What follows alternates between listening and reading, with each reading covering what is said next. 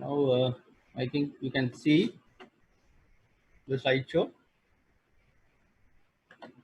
Right? If you have any doubt, you can ask me.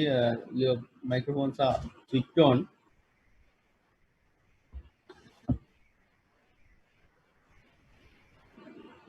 Right? Let's move to the lesson.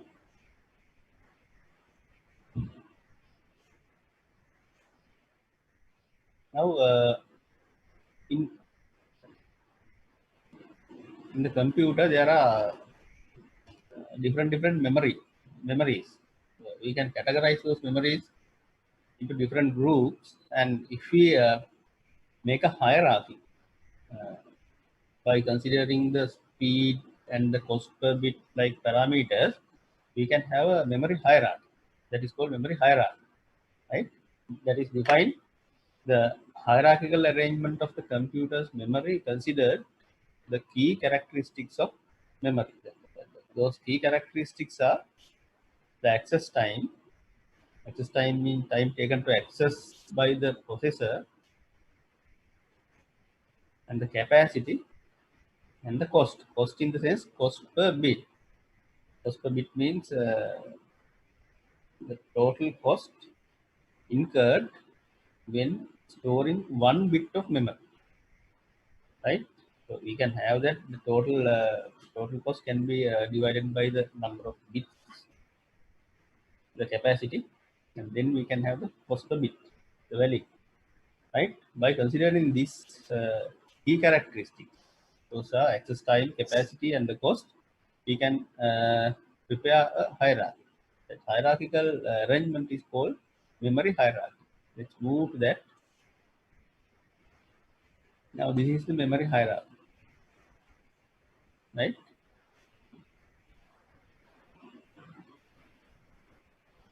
Now, see, in the top, at the pinnacle, the top of the hierarchy, uh, the fastest memory are located. Fastest memory. When we go down to the down towards the hierarchy, then uh, slower memories are there, right? So, what is the fastest memory? The fastest memory is the processor registers. Processor registers. Those are temporarily uh, storing storage devices located in the uh, computer's processor. Those are called memory registers, temporary memory locations, right? Time to time, processor need to store some sort of data and instruction. For that purpose, there are several registers in the processor. Uh, when we study the microprocessor architecture, processor, we can study those memory registers, right? Those are very fast, and since those are built in the in-house the processor, those are very expensive, right? Those are very expensive. Since those are located in the CPU package, pin package, the IC, those are very small in the capacity, right? So that they are the memory at the top of the memory hierarchy. Right? After that, we can find the cache memory next to the processor register. The cache memory is located in between the main memory and the processor, in between the main memory and the processor, right? Uh, that is also small in size. The capacity is also uh, very small, but these type of memories are also very fast, and these are also very expensive, right? Normally, these two types of memory, processor registers and the cache, are built by using the flip flops, right?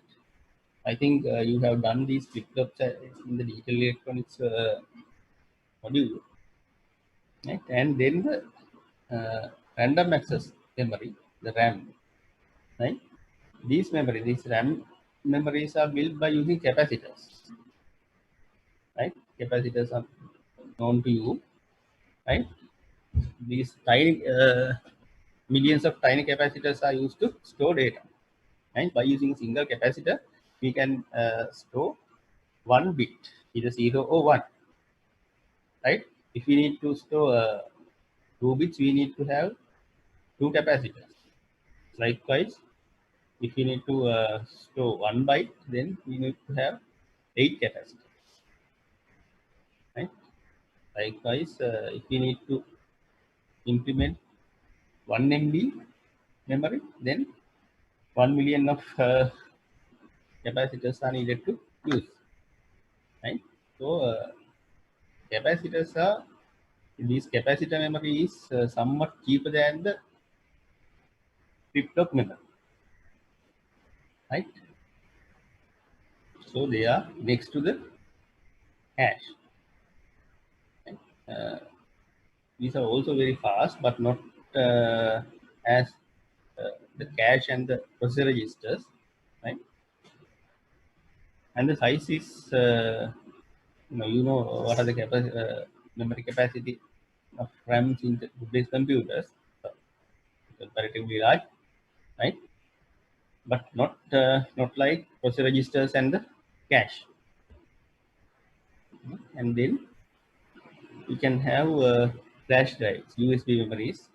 These memories are very low and very cheap, right? And the size is also large, right? And the next is hard drive. They are very slow compared to the registers and the RAM. There are a lot of mechanical parts are there, right?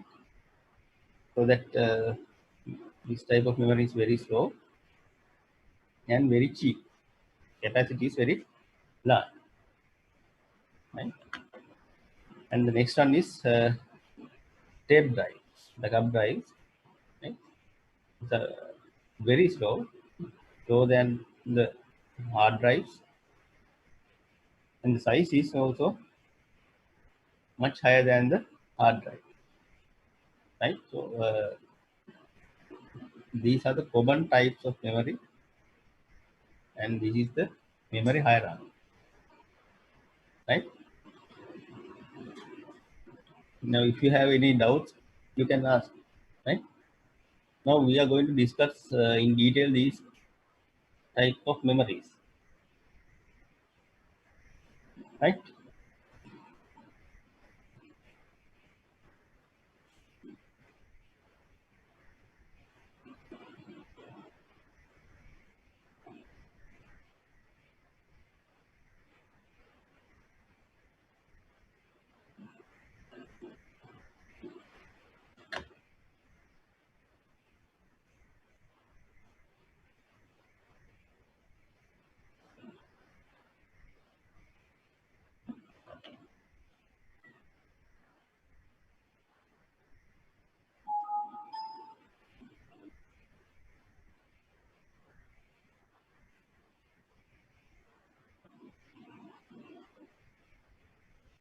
Now, when we go down in the hierarchy, the cost per bit is decreasing. Since the processor registers and the cache memory are very expensive to build, and the other memory types, tape drives, hard drives are very cheap. When we go down to the memory hierarchy, we can have the costlier memories in the top of the hierarchy, and cheaper memories are at the bottom of the hierarchy. Right? Capacity is also increasing when we go down to the hierarchy. Right? The access time is also increasing. So because the reason is, now let's say processor registers are inside the memory, so they are very fast. The access time is very small. right? Then the cache memory is located nearby the processor, and so that is also the access time is very less, right? And then the RAM,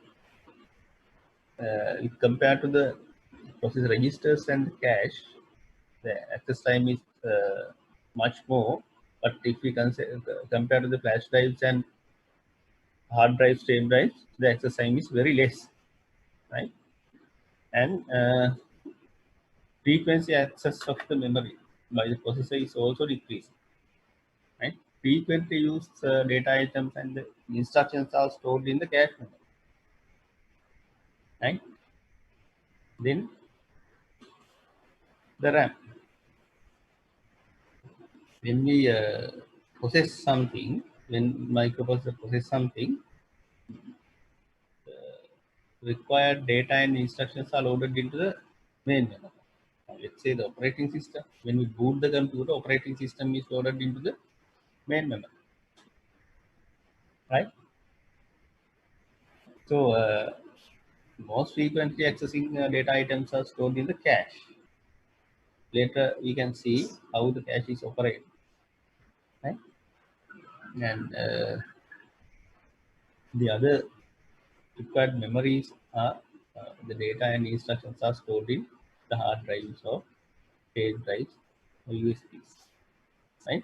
So when we go down in the hierarchy, we can find decrease in the cost per bit, increase in the capacity, increase the access time, decrease in frequency access of the memory by the processor. So these things are visible. Right now, in this diagram, you can see where the particular memories are located. Now, now see this one. Now this is the CPU package. Sometimes more the registers are built inside the CPU. Right? In some caches are located within the CPU package. Sometimes it may be outside the CPU package, right? Processor package, right? But that is located in between the RAM and the CPU. Now, RAM is here. The cache is located in between the RAM and the CPU, right? It may be located outside the CPU package, pin package, or maybe inside the CPU pin package, right? Now, if we call CPU, that is a concept, but CPU pin package, processor pin package, that is a device, right? That is the chip, processor, right? Now, this is the required clock cycles, right, to access the memory, right? We indicate that are approximate number of clock cycles to access the various elements of the memory hierarchy, right? To access cache, nearly 10 clock cycles are needed, right? To access RAM memory, 1000 clock cycles are, right? To access hard disk, 10 to the power 7 clock cycles are needed, right?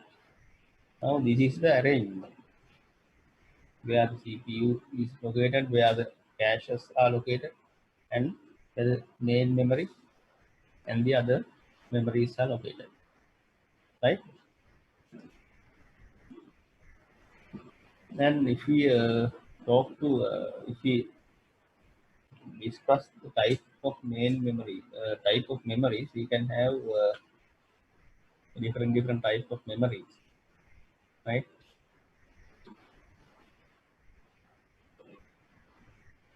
One type is programmable read-only memory, right?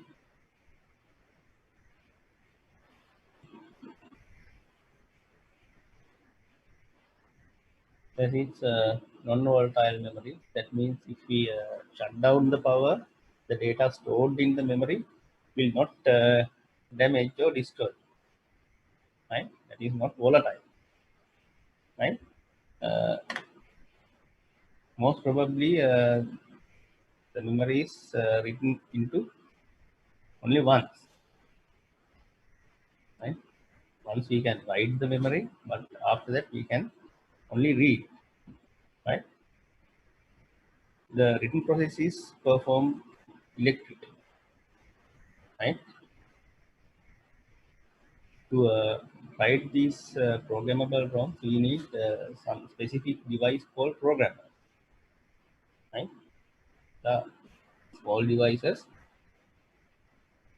uh, attached to the computer, we can install the ROM chips needed to store data. Right?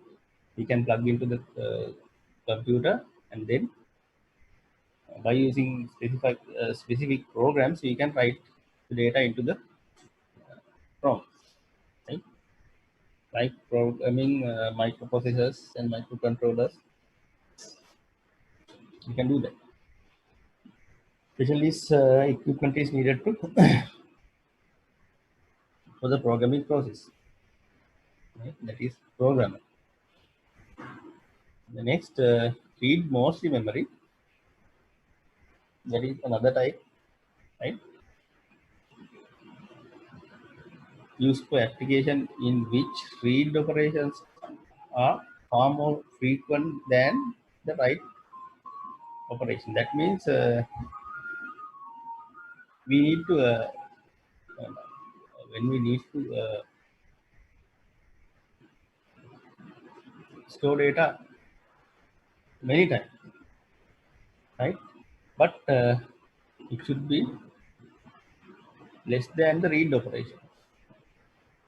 And earlier, in this case, we can write only once.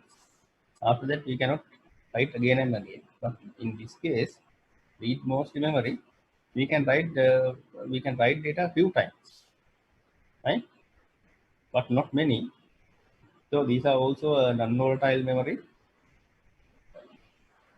There are few types of uh, this read mostly memory: EPROM, EEPROM, and uh, flash memories, right? If we talk about EPROM, that is for erasable, programmable, read-only memory, right? These memories are written and read electrically. Right? Before write operations, all the storage cells must be erased by exposing the package to the UV radiation, ultraviolet radiation. Right? Sometimes you may have seen this. These are normal pin packages like chips, but we can see small hole like button size, maybe like button at the top of the pin package. By using that, we can penetrate UV radiation into the chip. Right? These erasable programmable ROMs are much expensive than the programmable ROM. Right? The advantage is we can write few times. Programmable ROMs, you can write only once, but these erasable programmable ROMs, you can write few more times. And then electrically erasable programmable read-only memory, that is EEPROM, right, can be written it into without erasing prior content. Right? We can overwrite without erasing the prior content. We can write. That means we can overwrite. Right? Written operations are taken considerably longer than the read operation. That is obvious. Right?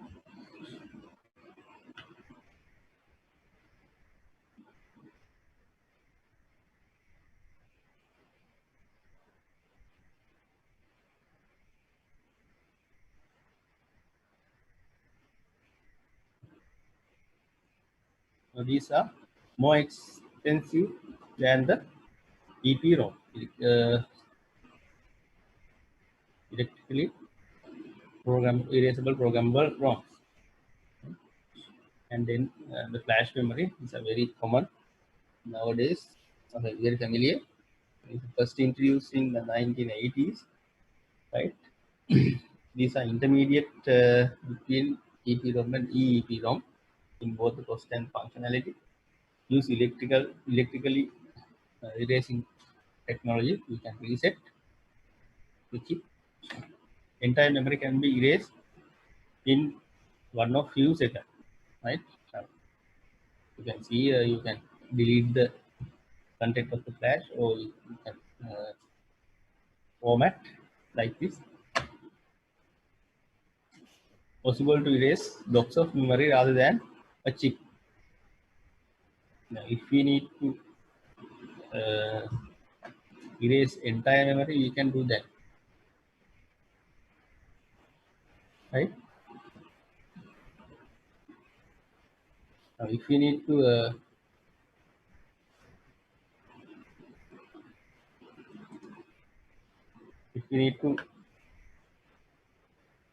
read or write block of memory, that is also possible. So if you document, so some part you can delete, right? Like EPROM use only one transistor per bit, and so achieve high density.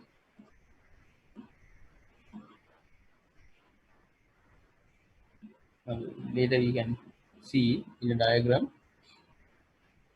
how to implement these flash memories by using one transistor per bit. You can do this, right? Only one transistor is needed to store one bit, right?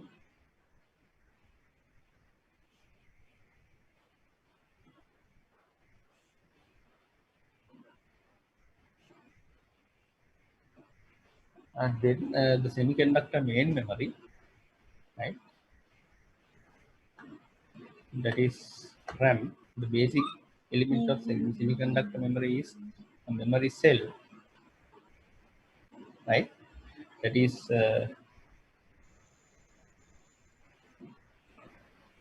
constructed by using capacitor, right? This memory cell is constructed by using capacitors and few more electronic devices.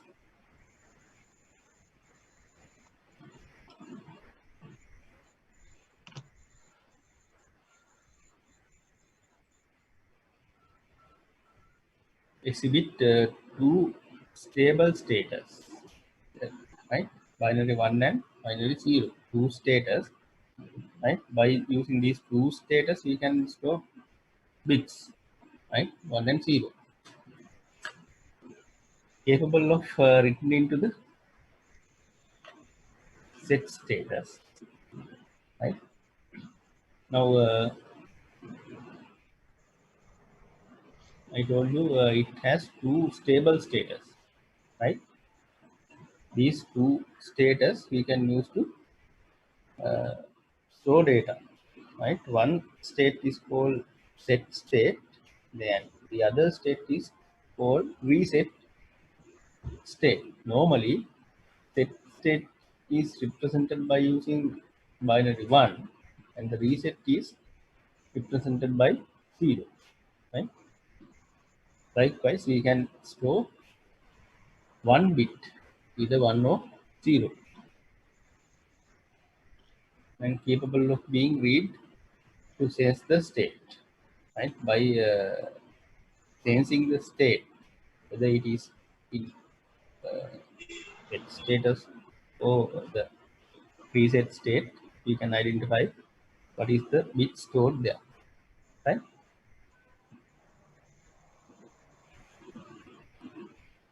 Now, this is the memory cell operation, right?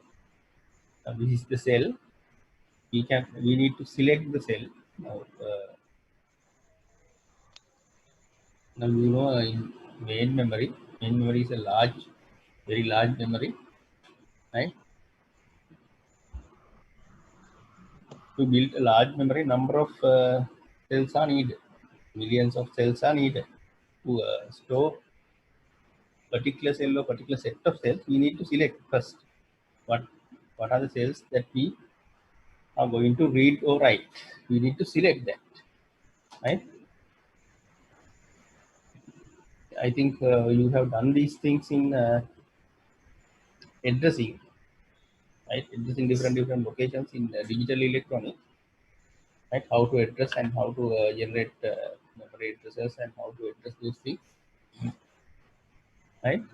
And then we need to use control signals, whether we are going to read or write, and the data in. Right? First, we need to select the signal, select the cell, and then we need to feed the data, and again we need to apply the control signals to read or write.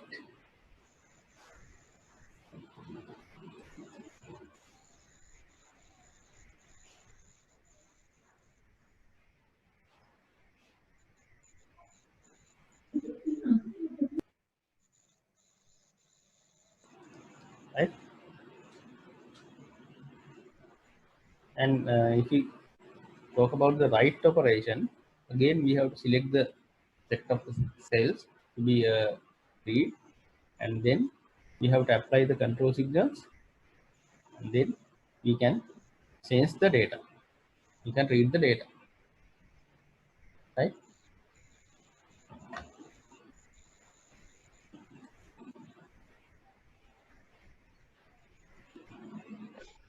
Time is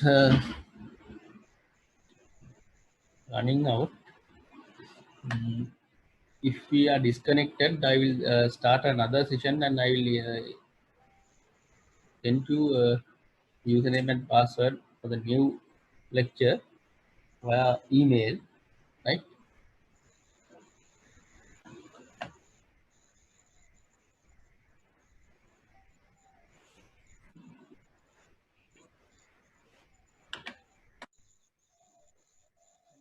Here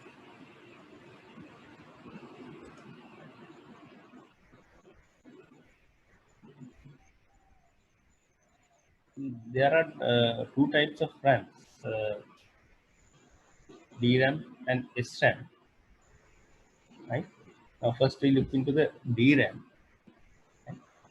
DRAM is called DRAM. DRAM is for dynamic random access memory, right?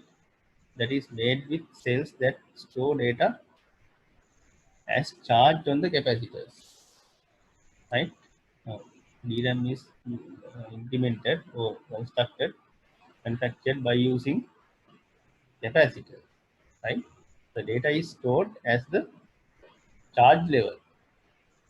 If it is highly charged, then we can consider that is high state or binary one. If it is the charge is very less, then we can consider that is low state or zero, right? Presence or absence of charge, charge, that is same. If it is charged, then we can consider that is high state or binary one.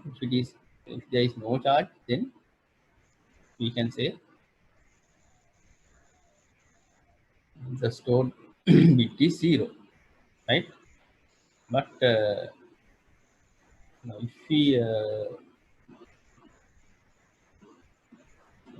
discuss, if we look into the characteristics of capacitor, we can see with the time the amount of charge, the amount of electricity or the amount of charges stored in the capacitor will decrease with the time, right? Now, let's say if we store some data in those capacitors, but with the time, the amount of charge will maybe decrease, right? Then the data will lose, right? to avoid that matter, periodic charging cycles are applied. Time to time, the load capacitors are identified, and then it is those capacitors are recharged. Right? Periodic charge refreshing is applied. Right? Now, see, this is the arrangement of DRAM cell.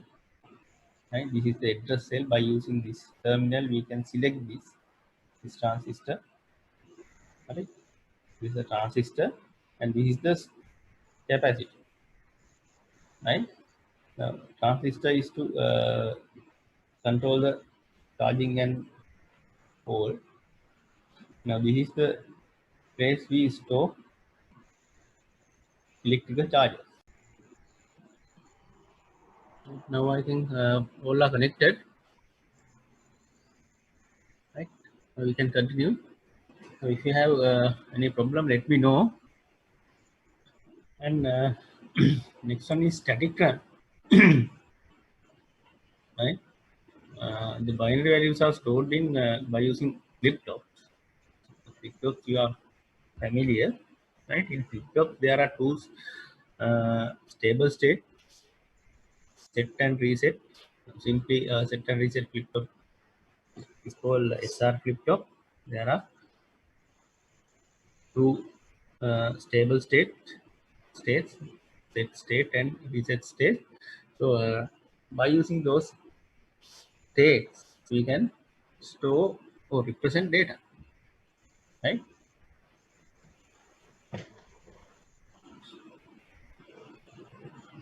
Now you can see flip-flops can hold data as long as the power is supplied, right? Once the power goes off, the data stored in the flip-flop will destroy, right? So this type of memory is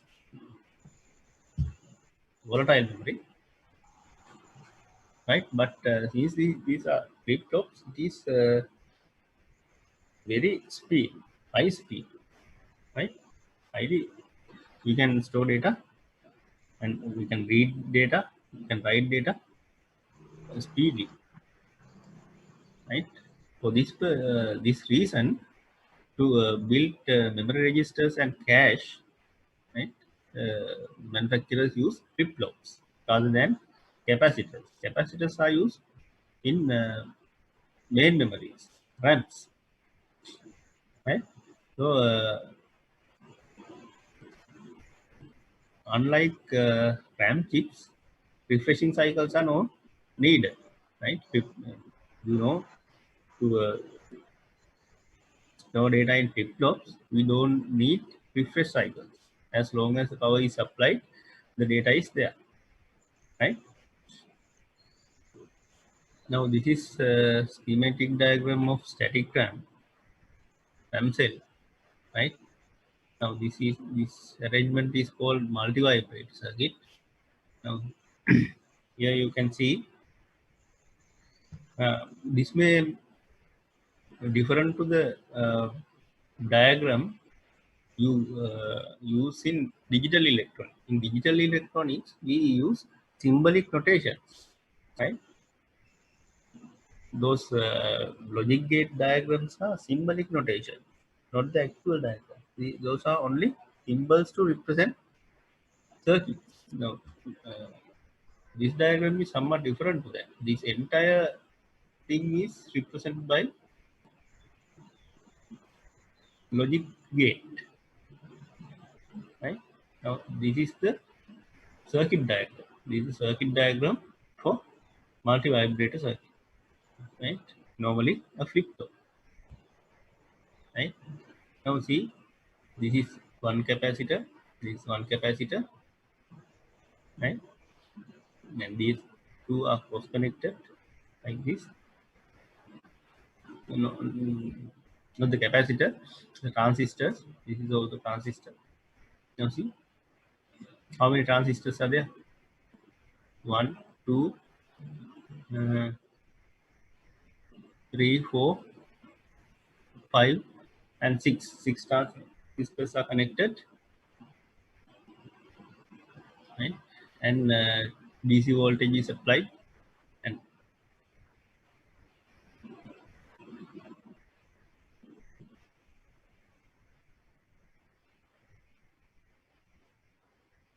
this is the ground, and this is the address line to select the flip-flop. This is used to select the flip-flop, and this bit line, and this is the inverted bit line, right?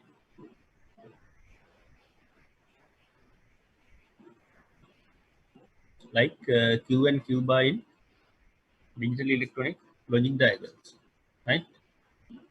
In digital electronic, we represent Q and Q for bit line, and for inverted bit line, we use Q bar, right? And this is the address line, enable line, like, and this is the voltage of the input, right?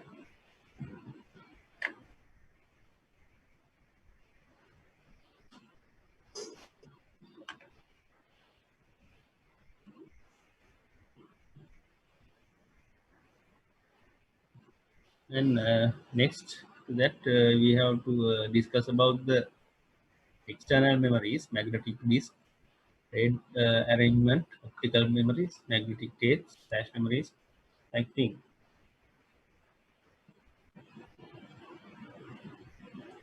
Right.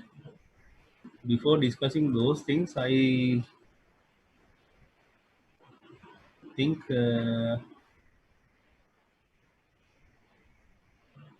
okay. Let's discuss these things, and after that, we'll look into the uh, RAM memories in detail. Right. There are a lot of RAM types to discuss, and a lot of pin packages are there, right? Sims, DIMMs, like packages, right? Later on, we can discuss this. After discussing these memory types, we will go back to the RAM types, right? Now let's move to the magnetic disk. Magnetic disk are metal plate. It's metal or plastic. It can be glass coated with magnetizable material. Most probably the iron oxide. Rust. Rust means malakada. Right? Malakada is iron oxide. Right?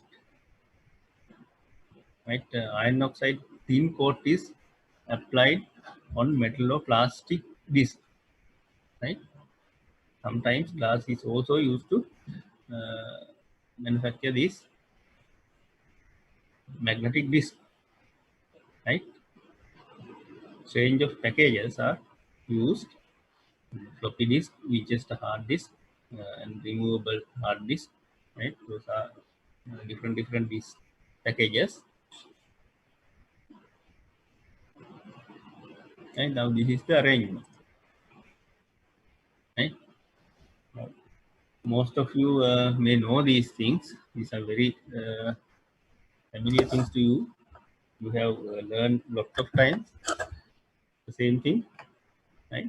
Now these are different disks, right? In normally in one hard drive, only one disk may be there. Only one disk is uh, mounted. But in large hard disk, there are more than one disk. Now, here in this case, there are three disks mounted in a spindle, right? Connected to spindle, right? Now, see, this is one disk, this is another disk, and this is another disk, right? Now you can see there is a special assembly called ARM assembly. Uh, there are three arms are connected to one ARM assembly. right? At the end of these arms, there are two heads are fixed. Now see, this is one head. In below that disk surface, there is another head, but that is not visible in this diagram. Normally, there is another head to read or write both sides of the disk, right? Normally, in hard drives, only one surface is used to store data. For that, we need only one head, right? If we use both surfaces of the disk to store data, we need two heads to read or write the data, right? Now, in this case, both surfaces are used to store data, right? So that to read and write both surfaces, two heads are needed, right? Altogether, there are three disks, right? In three disks, we have six spaces, so six sides, six surfaces. To read those six surfaces, we need six heads, right? Now, this is the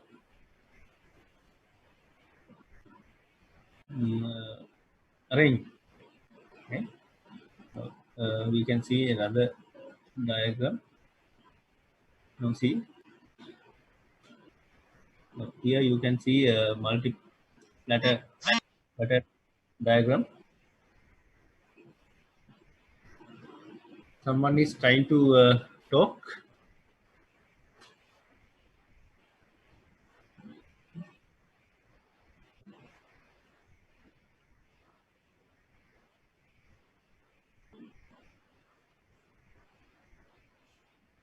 If anybody need to talk, can talk via Zoom, or you can use mobile phones also.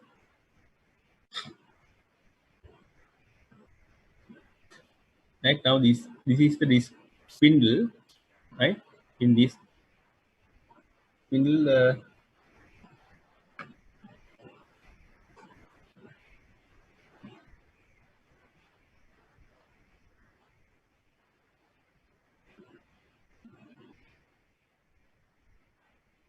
few patterns are fixed, right? And this is the ARM assembly, right? This very large hard disk.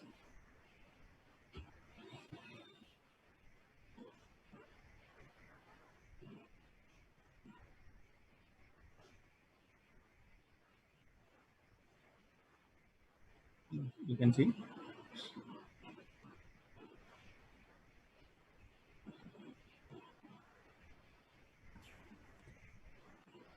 Now this is the ARM assembly for this drive, right? This very big drive, and this is ordinary hard drive, 1.8 hard drive. Right? This 11-inch big hard drive, right?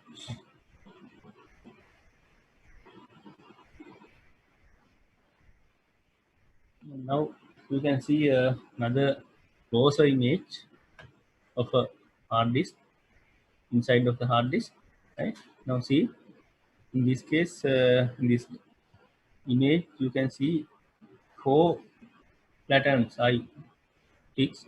Four patterns are fixed, right? Now this is one head assembly, one head. Now this is the arm, and this is one head, right? Now this is the mirror image of that. Since this is this pattern is very shiny, it has very shiny surface, so that we can see the mirror image of the head, right? And here you can see another head like this, and this is another head assembly. This one you can see clearly. Now this is the spindle. These are the arms, right?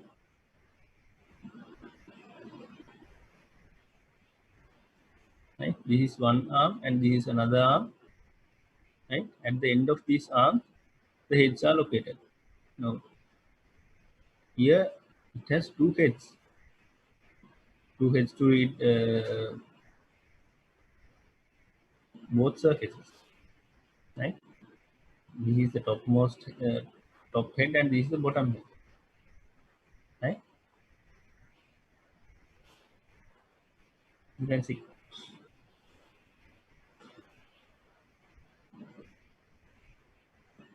And if you consider, if you talk the medium, this medium material, right?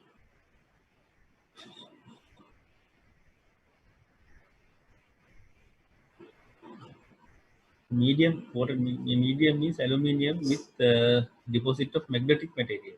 Most of the time, these are made out of aluminium or alloys, right? Alloy means a mix of materials, plastic, glass, right? And it is coated with magnetic material, right? Some discs also use glass platters. Examples are Hitachi and IBM.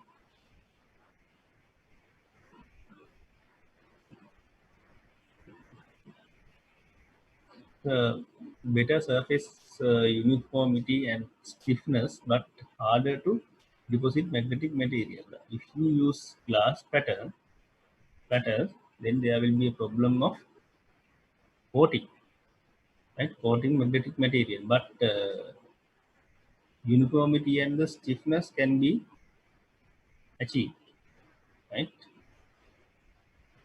But hard to coat the magnetic material. And antiferromagnetically coupled media is also used, right?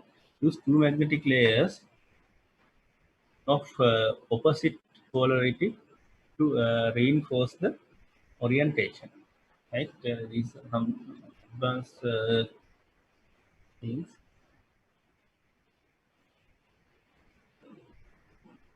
By using these technologies, we can use higher density, but higher density hard disk, but the manufacturing cost is very high.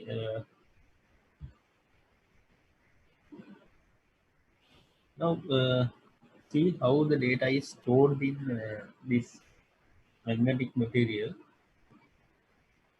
of this, right?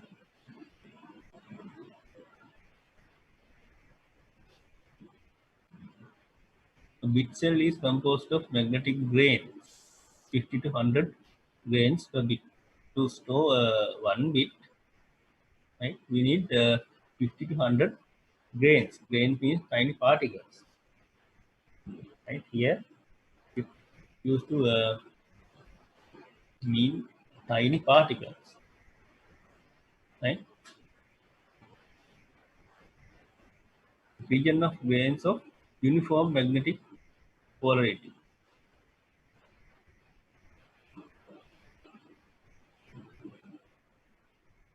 If the polarity is same, right, in the region, that area is used to represent zero, same polarity, right? And if the boundary between the two regions of opposite magnetization, that is, by using those area, we can represent binary one, right? Now, let's say in this diagram,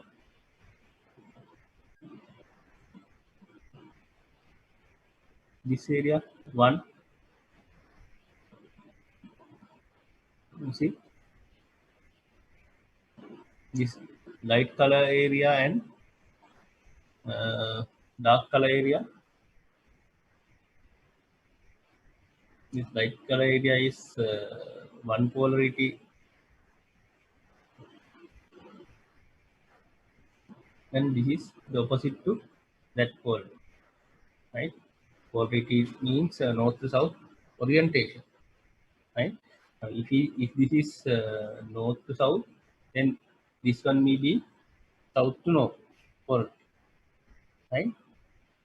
Likewise, these opposite polarized areas are used to represent one, right? The same polarity area is used to represent zeros. Now see, this one polarity area that is used to represent zero. Then here is also a single polarity area that is also used to represent zero. Right? Now in this case, this area is boundary area in between two polarities. That area is used to represent one. Now this area is also same. This one is also same. Likewise, we can use these magnetized areas to represent binary bits. If it is uniform magnetized area, same polarity, then that region is used to store zero. If it is oppositely magnetizable materials region, then that is binary one. Right now, in this case, it is very clear.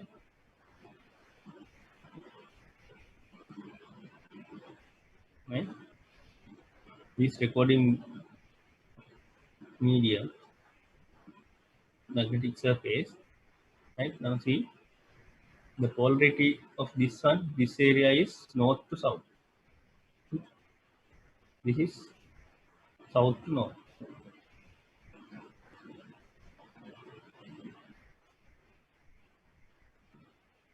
Right now, this is the head assembly.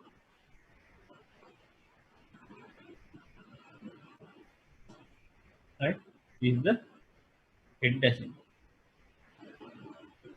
Now here you can have we can see two different heads. This fighting element in the head. Two sorry, not two heads. Two elements in the head. This is writing element, and this is reading element. Right. This part is used to read the disk. This part is used to write the disk. Right. Now see, this is the disk, and this is rotatable. This is rotating. Rotating means this. This is a track. Then this track moves below the head assembly. Right now, this disk is coated with this magnetic material. Now south north poles are there. Right, south north poles are there means there is a magnetic flux in between these poles. Right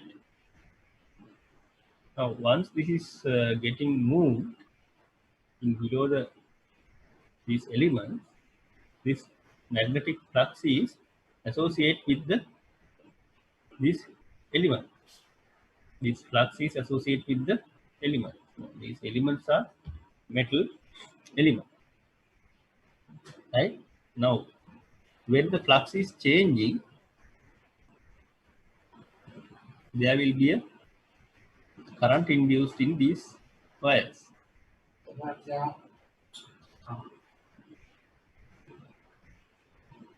Right, when the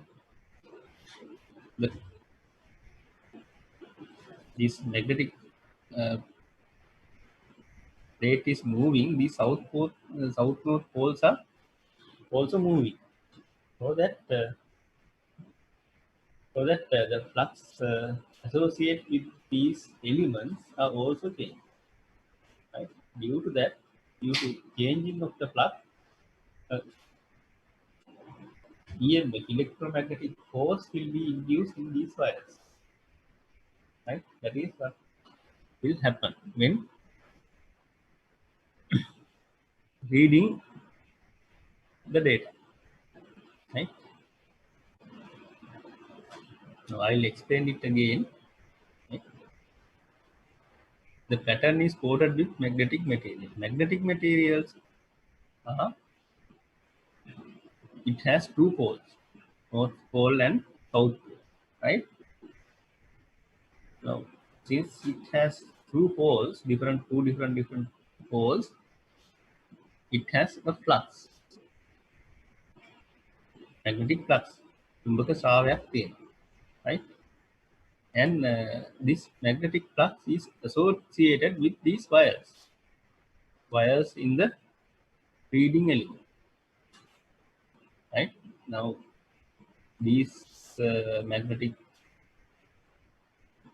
particles, the grains, induce flux. These flux associate with the wires. Right? Once this is getting moved, this associated flux also getting changed. Right? So this changing flux will induce electromagnetic uh, force or EMF or electric current in the wire. Right?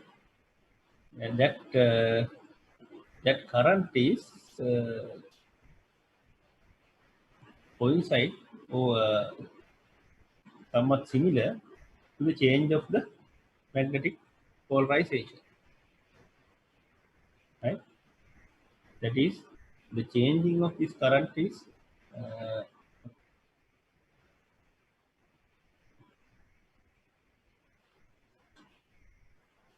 similar to the changing of magnetic material, right? In the writing head, the operation is opposite to that, right? Now, when we write data, we will apply a small amount of current in these wires, right? Now, this is inductive material, right? When we apply a current to this wire, this is similar to a coil, right? This element will magnetize. This is get magnetized. When we apply a current, this element will magnetize, right? Then it induce a flux. There is a flux. When we apply current, there will be a flux, magnetic flux, right? This flux will change the polarities of the magnetic surface, right? So the pattern is similar to the variation of the current pattern here. Now, if we change the current applied in this wire, accordingly the magnetic flux will be changed. Right? According to that, this polarization of magnetic materials are changed. Right? So the pattern is similar to the current pattern applied here. Right? So that we can write data in that manner.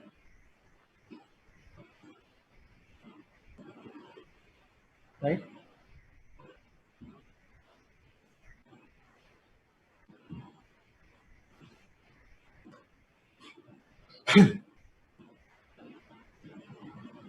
And this is this data layout. Now all you know, this surface is divided into small parts logically. It is not physically. Logically, it is divided into parts, right?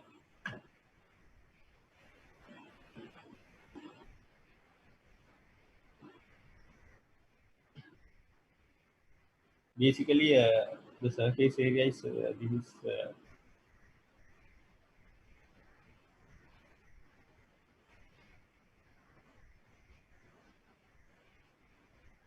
this area is divided into circular areas, right? The circular areas are called tracks, right? Now, see, this is the outer track, and this is another track, right? Now here, this ring is the boundary in between these two tracks, right? This is one track and this is another track. This is the boundary, right? Just a gap between these two tracks, right? So this track, this boundary is called, or the gap is called inter-track gap. So this is one track, this is one track. So this is the gap between two tracks, so that it is called inter-track gap, right? Again, this one track, a single track, is again divided into small pieces. Logical. That is also logical, right?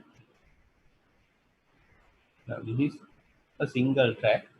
That track is again divided into small wages like pieces, right? Now this is one piece, this is another piece, this is another piece, right? These areas are called sectors, right? This is one sector and this is one sector, this is another. Likewise, there are few sectors, but all of these sectors are belongs to a single track, right? And see, this is a one sector and this is another sector. In between these two sectors, there is a, another gap, right? Now here also you can see two sectors. In between there is a gap. Now here there are two sectors. In between there is a gap. So these gaps are located in between two sectors. So that this is called intersector gap. Now here we can see an one intersector gap. Here is another one. There is another intersector gap. Here is another intersector gap. Right? Likewise, now we can have two types of gaps. This one is intersector gap. This one is intertrack gap. Right? This one is intertrack gap. Right? By using those gaps, tracks are uh, differentiated or divided, and sectors are also divided. Right?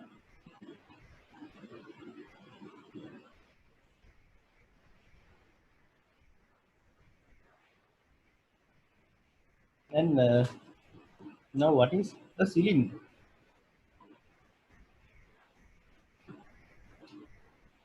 What is cylinder? Now here we have only one disk, so we cannot define cylinders. Tracks are there, but not we don't have cylinder, right? Now if we go to earlier diagram, now see here we have multiplanar disk, right? In this one, now let's say this is this is a one particular track. Now let's say this is the 10th track. This is the 10th track of the topmost platter. Now this is the intermediate middle platter. Now this is the same track, same number track. That means 10th track of the middle plate. Right now here also this is the bottom platter. Here also we can have 10th the same number track. Now this is the 10th track. This is the 10th track again. This is the 10th track of the topmost platter.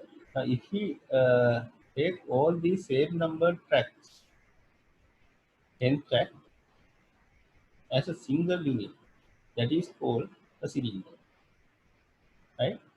If we have 10 tracks, right, then we can have 10 cylinders. If we have 20 tracks in this assembly, each and every pattern has 20 tracks. If we consider all the same number tracks as a single unit, then it is called cylinder. And altogether, now if we have 20 tracks, then there may be 20 cylinders, right? That is the concept of cylinder.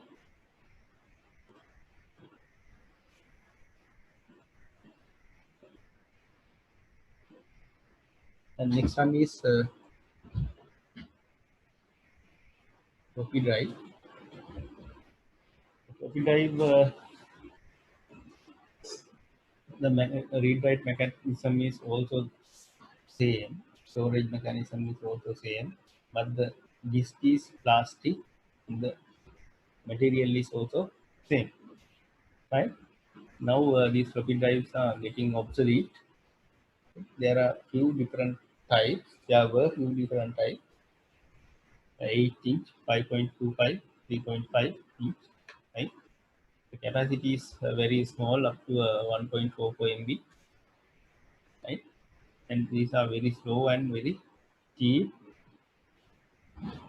and these are easily getting corrupt, right? Fungus are attacked, right? Now, nowadays we don't use these floppy disks anymore, right? And this is another type of hard disk, the Winchester hard disk, developed by IBM. This is a sealed unit. Most of the hard disks we use today also Winchester disk, sealed type.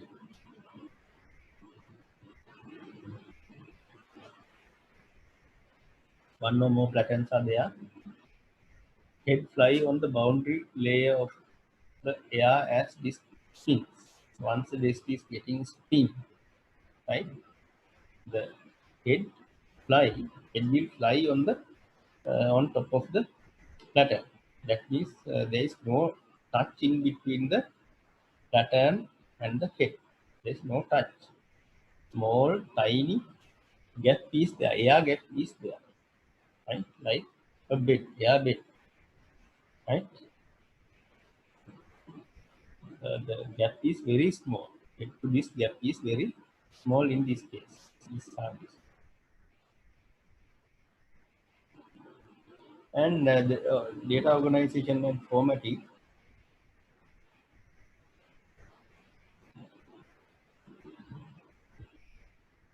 There are two types of formatting is used to store data in hard disk, magnetic disk.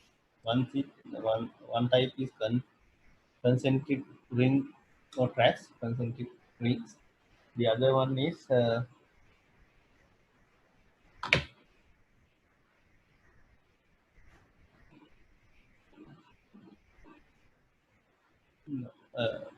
that is sorry.